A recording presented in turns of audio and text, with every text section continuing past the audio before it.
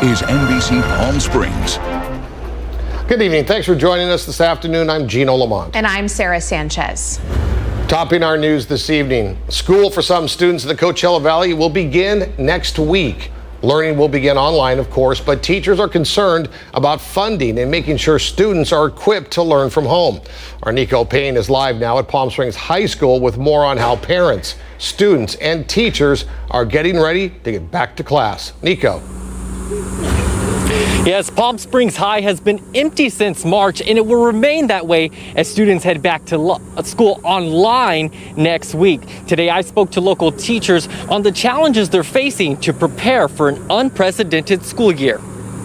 According to the National Center for Education Statistics, California teachers spend on average $664 on classroom and learning supplies, and that was before the pandemic. I think your figure is very conservative because I think it's probably more around $1,000. I know a number of educators who have spent money on technology this summer, and even some that are purchasing their own platforms, virtual platforms, because they're the ones that the students like the best. Desert Sands Unified already had a program in place to get technology to students, but other districts were not prepared for such a rapid shift to online learning. A couple of years ago, in order to save money with the budget, our district pretty much significantly cut our IT department. They just flat out don't have the manpower that they need to provide the level of support that's needed. And both teachers had strong reactions to the revised guidelines released by the CDC last week,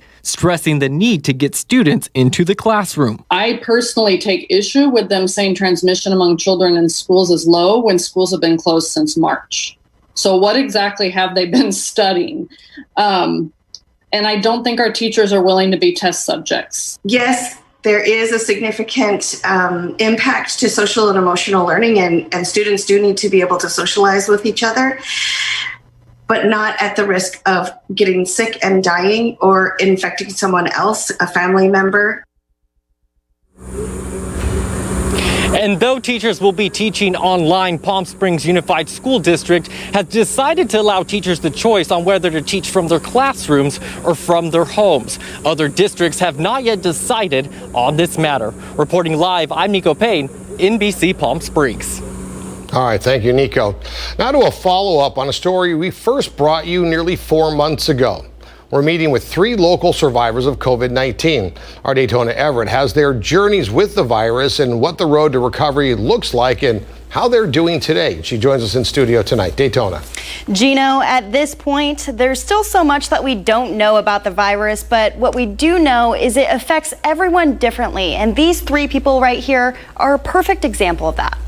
Hi, how are you? Feeling really good. It's just a day-by-day thing. I'm feeling pretty good, actually. Marcella Marino, Tanya Moss, and Craig Kawashima all contracted COVID-19 months ago. So when I got that call on Thursday that my test was positive, I thought I had been given a death sentence. While they all know now, COVID was not a death sentence for them, they're all still feeling some symptoms. My fitness level hasn't come back yet. Still have coughing. I still have asthma. I'm a little bit more sensitive to my typical allergies. At one point, Tanya thought she had it again. Come to find out, it was strep throat and severe case of tonsillitis like I've never had in my life. Thereafter, I just made some pretty big decisions and decided to quit my job that I've been at for about 15 years. It was a really high risk location. After being sick, I realized life is just way too short. Craig, on the other hand, is now working in the highest possible risk location,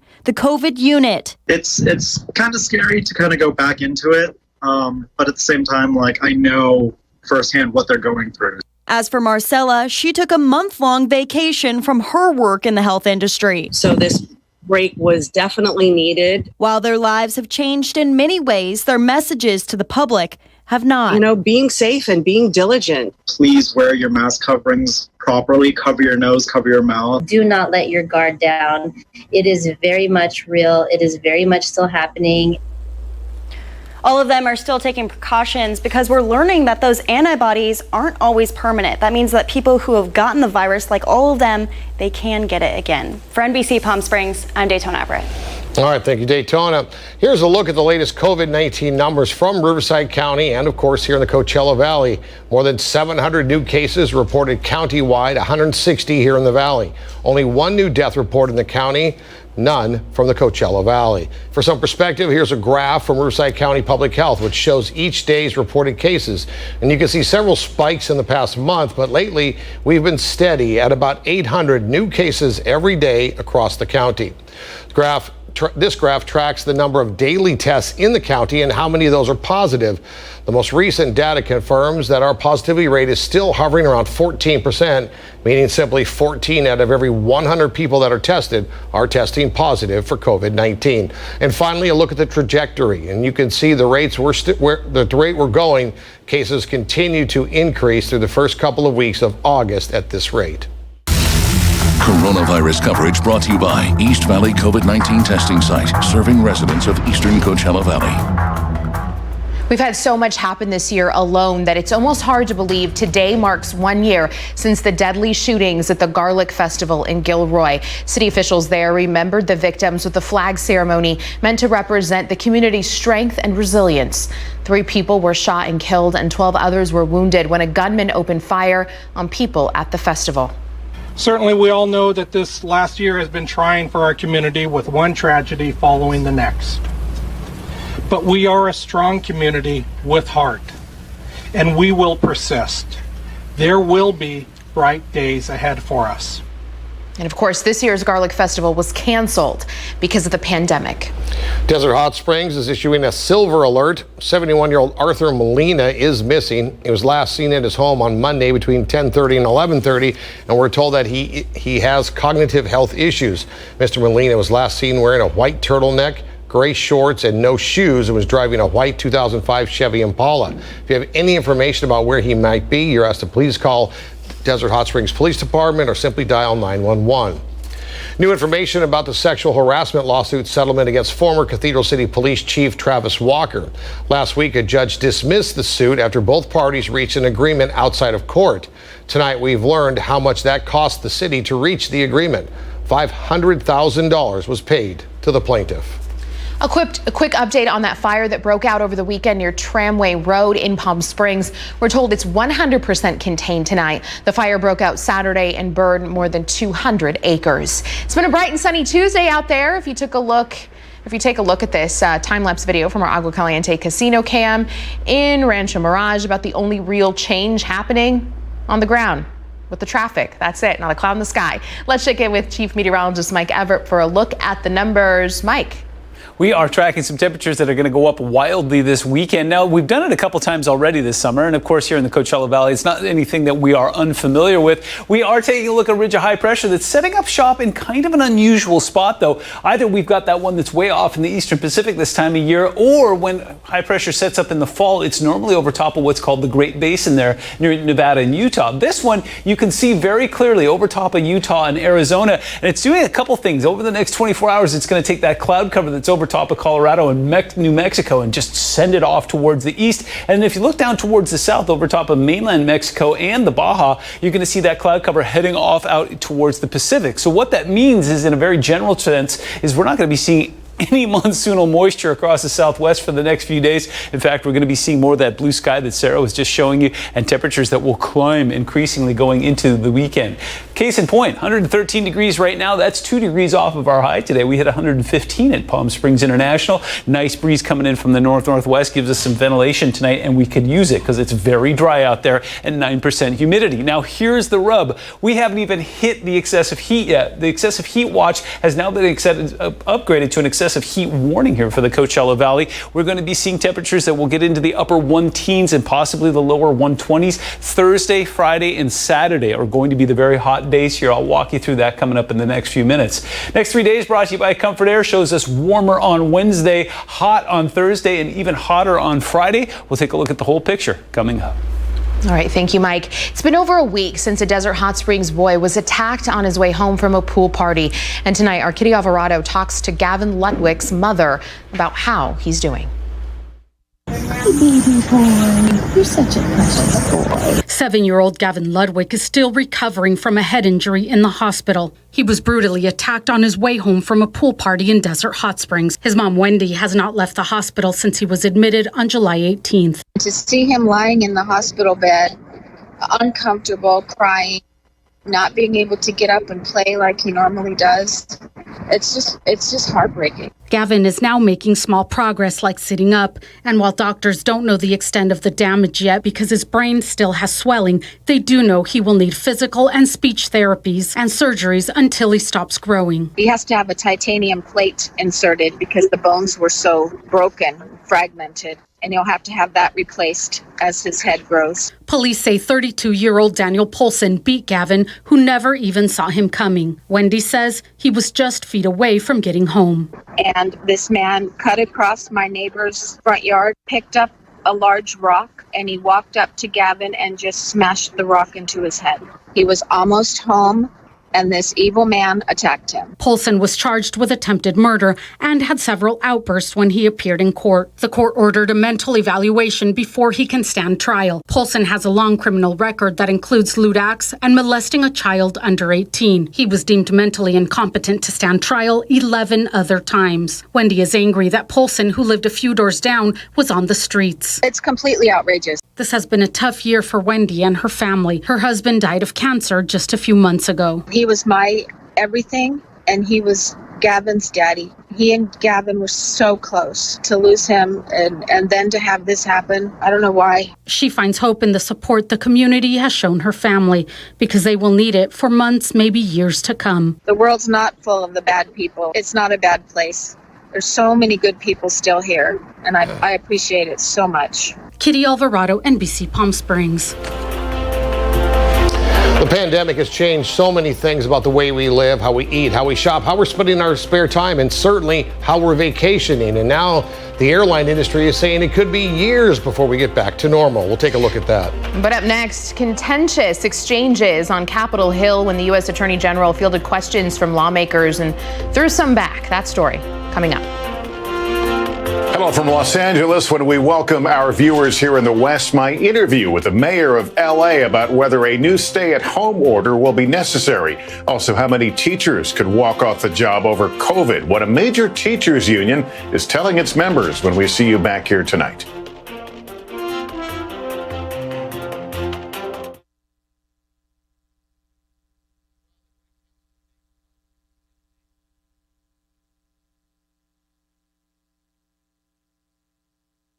Interview with the mayor of L.A. about whether a new stay-at-home order will be necessary. Also, how many teachers could walk off the job over COVID. What a major teachers union is telling its members when we see you back here tonight.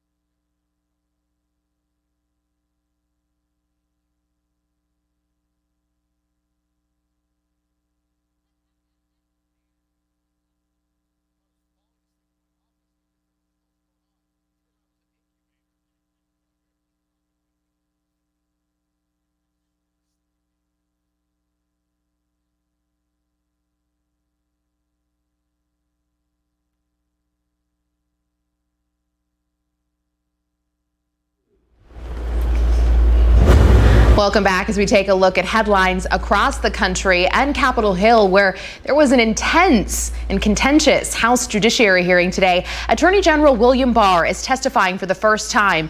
And as Jay Gray shows us, lawmakers are holding nothing back. Chairman Jerry Nadler sets the tone early. We are, as a nation, witnessing the federal government turn violently on its own people. His opening statement, the first salvo in a partisan firefight during today's House Judiciary hearing.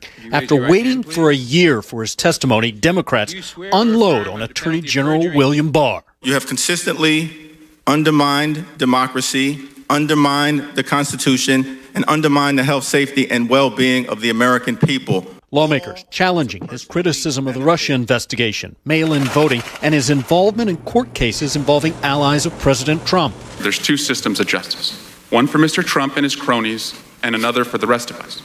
Barr pushing back and defending the administration's decision to deploy federal agents in response to nationwide protests. Since when is it okay to try to burn down a federal court? The Attorney General unwavering and unapologetic while often fighting to respond. I know your story, but I'm asking. Well, I'm telling my story. That's what I'm here to do. Well, I do. That's why I'm here. Well, I'm here to tell my story. Many Republicans on the committee using their time to defend the Attorney General. Thank you for your service. I'm sorry for the abuse you've taken. This hearing. The judge agreed with me, Congressman. No, that's not what I'm asking. I'm not asking you that. The judge agreed with me. I'm not asking whether. I know you're not asking. I'm not asking you that. And clearly not the end to the ongoing debate. Jay Gray, NBC News, Washington. Now, at one point during his testimony, Barr seemed to contradict the president, saying he believes Russia did interfere in the 2016 election, adding there's no reason to believe that they're not trying to do it again. Also at the U.S. Capitol, the body of Congressman John Lewis will lie in state there until his body will be moved to Atlanta for his funeral, and that'll happen on Thursday. You're looking at a live shot right now. Because of the restrictions due to the pandemic, the public viewing of his casket is not being held in the rotunda where it would normally be held. It's taking place at the top of the Capitol's east steps. Lewis served for more than 30 years as a representative from Georgia. He died on Friday at the age of 80 after a brief battle with pancreatic cancer.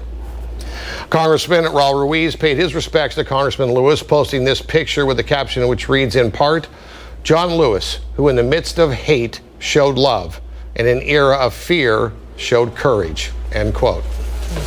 There are more demonstrations outside the federal courthouse in downtown Portland, Oregon. Some are demonstrating against police brutality and judicial inequality, while others want federal law enforcement agents to leave the city. We'll be right back, and after the break, we're going to take a look at the forecast. Mike Everett standing by. Mike. Sir, I got a gorgeous live look for you right now, courtesy of our Walter Clark cam. Looks very refreshing out there. It's not, though. It's very warm, and it's about to get even hotter this weekend. I'll tell you all about it when we come back.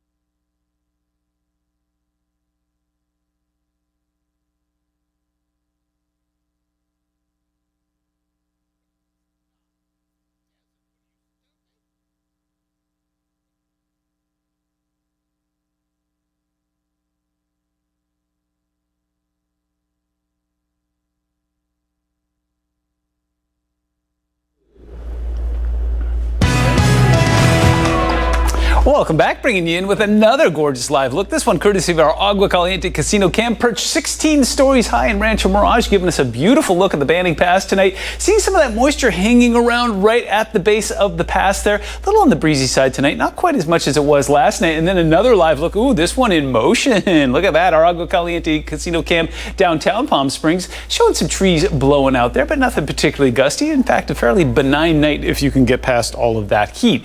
Here's what we're looking at in the big picture. And once again, I've got infrared zoomed way back because there's lots to talk about here. For us, the big story is this ridge of high pressure that I was showing you, setting up shop over top of Arizona and Utah there. And that's going to be a thing this weekend. It's sending all that cloud cover away in every direction. It's like a fight's breaking out. Everybody's going, okay, I'm heading this way, I'm heading that way. Even down towards Mexico there, we are seeing some of that monsoonal moisture that's been coming up into Arizona and New Mexico, making a beeline for the west here. Speaking of which, things are very active in the tropics, not as active as they were last week. In fact, the only thing we're keeping an eye on right now is TD number 9. Tropical Depression 9 has the potential to go right over top of Puerto Rico and then straight towards the Florida Peninsula. Doesn't look like it'll strengthen into a hurricane, but the path has got a lot of people concerned here. Some very gusty wind and rain in about the 50-60 mile an hour range is expected. We'll keep a close eye on that. Low pressure system punching into the northwest is keeping them cool up there.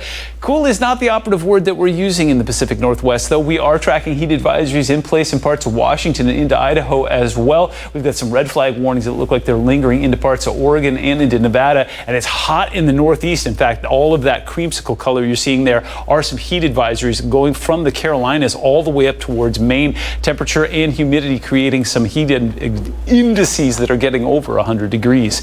It's warm in the northwest. Look at that, 81 in Vancouver. They'll get cooled off as that low moves closer to them. 93 in Portland tomorrow, 93 in Billings, 92 in Denver, 90 tomorrow in New York, and 89 in Miami. Our big issue here is that excessive heat. Now, we've been upgraded to an excessive heat warning here in the Coachella Valley. Again, Thursday, Friday, and Saturday are going to be the hottest days here. It will back off next week, and then an excessive heat watch is in place for all of our friends off towards the east. 115 is what we achieved today. That's well above the 108 30-year average that we normally have, and 123 is the hottest it's ever been recorded in Palm Springs International. That happened in 1995. 78 in the overnights, though. You know what? As long as we can cool ourselves into the 70s, we're doing great. 70s along the coast. They had a very persistent marine layer today. 72 currently in LA and in Oceanside. 69 in San Diego. Be much nicer this weekend. That marine layer will be much thinner if you are planning on heading to the coast. 105 in Desert Hot Springs. 113 currently in Coachella. We got 96 in the Yucca Valley and a very refreshing 79 up in Big Bear.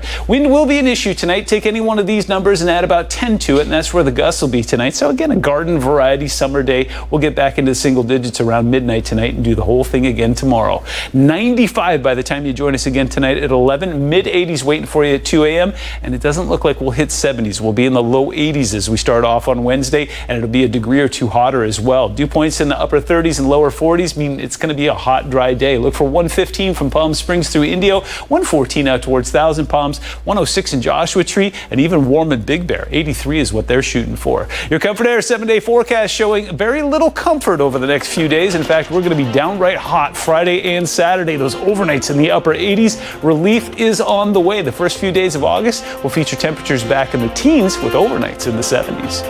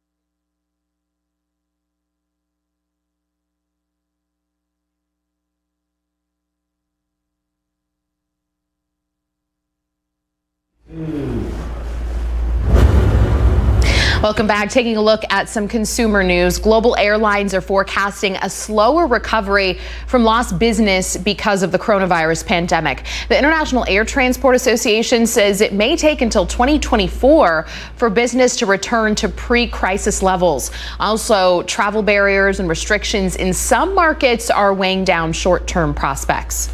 McDonald's takes a hit in the second quarter because of the pandemic. The revenue across the nation dropping 30%. The company says it expects to permanently close 200 restaurants, and more than half of those are inside Walmart stores. Disinfecting robots are being tested at Tokyo's Takanawa station. The robot Pod Toro navigates obstacles and people standing in front of them, moving around them as needed. The robots are designed to protect the public from coronavirus transmission. They need to go through multiple exercises before they're ready to make an official debut. We're not sure what kind of exercises, maybe some push-ups. Back in a moment.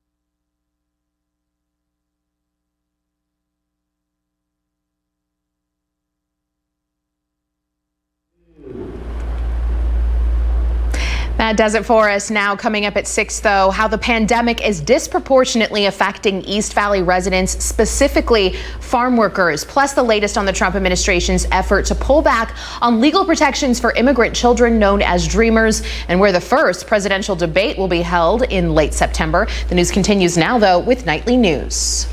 All right, and before we go, I want to show you this one more time. That's the QR code. Now, if you scan that, it will take you to all these places. You got your Facebook, it looks like YouTube, Twitter, that camera-looking thing, and TikTok. So, scan this, it'll take you there, and then you can see any or all of the show that you've missed or stories you want to see again.